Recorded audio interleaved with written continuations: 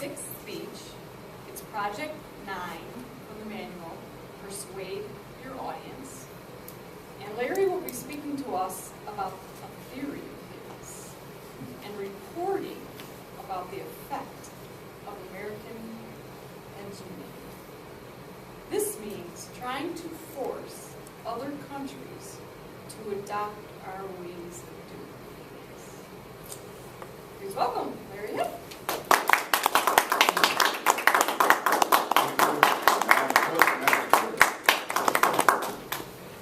Blowback. Interesting term. What I think of blowback is, many of you may have had this experience where you start a fire, put a little or a lot of gasoline on it, you throw that match, and maybe you got to throw 3 or 4 before you finally get the thing to light. And by this time you've gotten just a little bit too close, and boom! There goes the eyelashes, the eyelids, the mustache, the hairs on your arm all singed. That's blowback, an unexpected consequence. You may notice my hairdo today is a blowback hairdo, or especially for this occasion.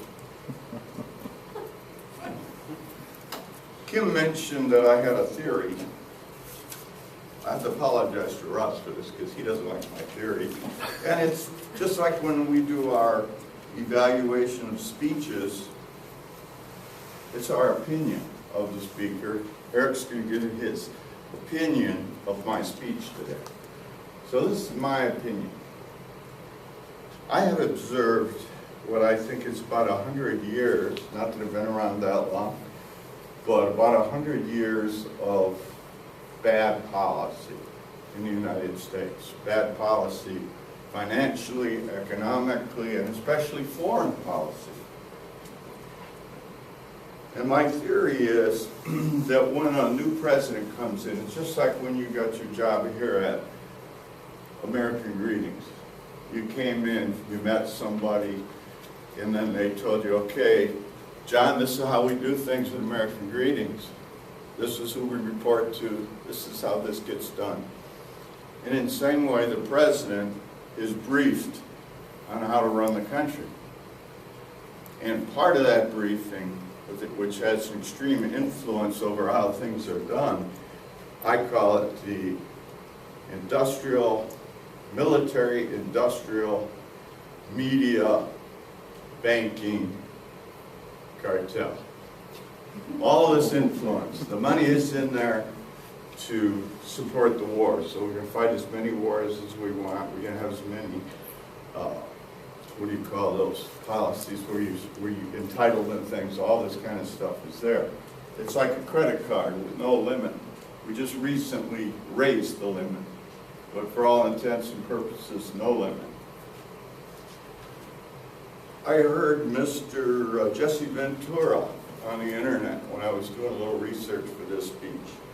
And he was saying the only difference between Obama and Bush was the color of his skin, which supports my theory that once they get in there, they're told this is how things are going to go. Some experiences of blowback.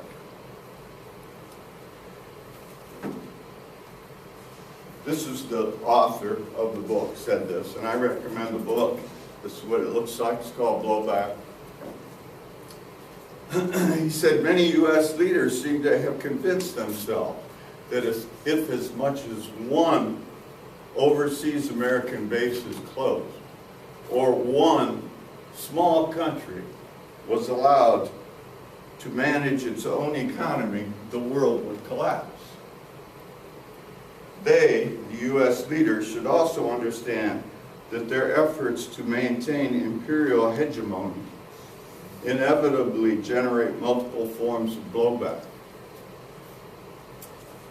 In 1998, the Japanese steel exports 16 times their production of 1997.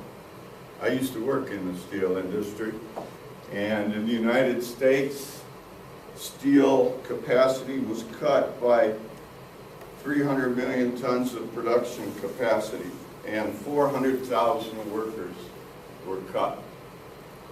all because we are trying to, when I was in service in Vietnam and stationed in Okinawa at Camp Hansen, we were told that the theory of the domino effect, if one country falls communist, they're all going to go communist.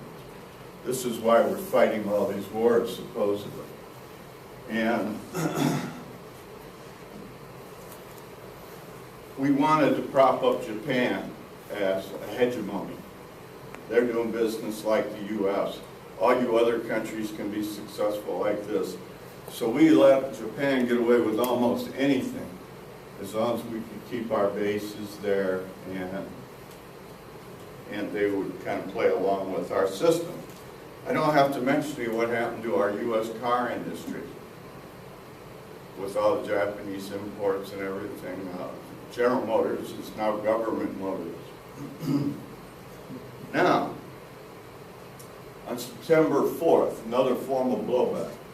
On September 4th, 1995, at about 8 p.m., 3 U.S. servicemen, 2 Marines, and a Navy airman,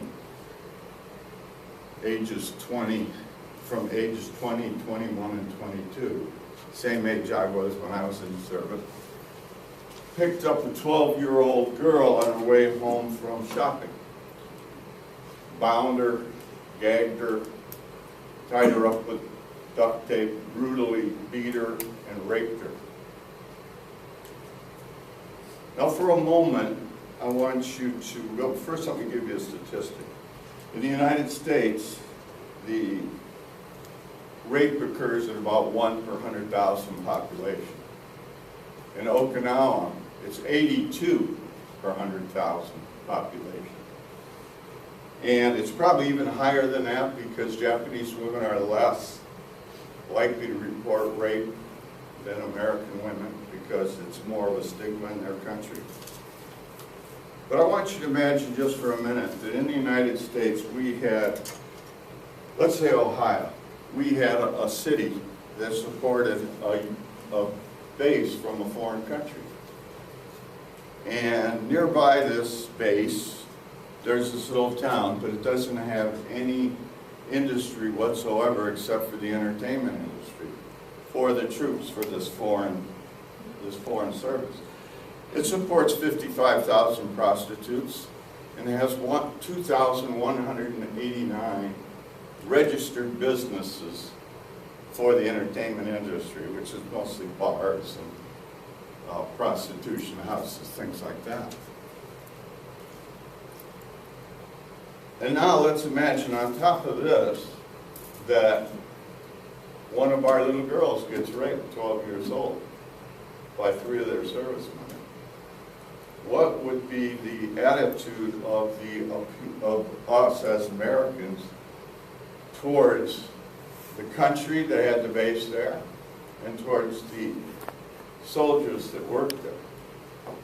This is to give us an idea of what blowback occurs on kind of a personal level with people living in these countries. And these 3 fellas were actually pretty nice guys according to their history. I just read what is said about them here. Harp was the father of a 9-month-old daughter and a graduate of an ROTC program in Griffin. Leonard had been a Boy Scout and a church usher. Gil had taken advanced placement in English and had won a football scholarship. All were based at Camp Hansen. That's where I was based too. Gil told the court that 3 men had embarked on the rape just for fun, and that they had picked the girl out at random as she was leaving the stationery store. So there's another form of blowback here, in that I don't think this is a very good environment for our young guys that are going into service. They're all having these kind of experiences in different parts of the world.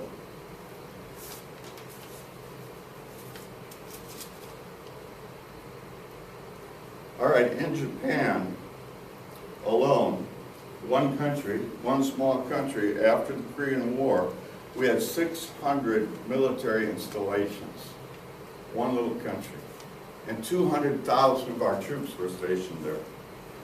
Today, 10 years after the Cold War, we still have 800 Department of Defense facilities outside the United States. Ron Paul was one of the few guys, I think one of about the only guys that actually spoke out about the number of bases that we need to cut back and bring our people back to this country. Ladies and gentlemen, my theory here is that our system is failing us. And we need to go back to sound principles in economics, sound principles in government as laid out by our founding fathers in the Constitution. Madam Toastmaster.